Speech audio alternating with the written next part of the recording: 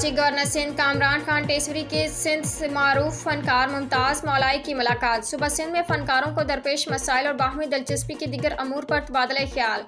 मुमताज़ मौलाई ने मुख्तसर से अरसा में अपनी मुनफरद पहचान बनाई है। मुमताज़ मौलाई के उर्दू सिंधी सराइकी गीतों ने अवाम में बेपनाह मकबूलियत हासिल की है।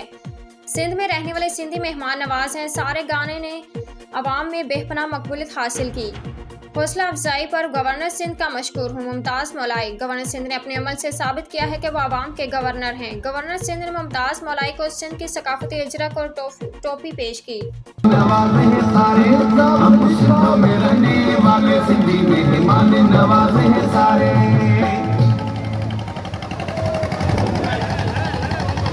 पाकिस्तान पाकिस्तान पाकिस्तान पाकिस्तान पाकिस्तान आर्मी।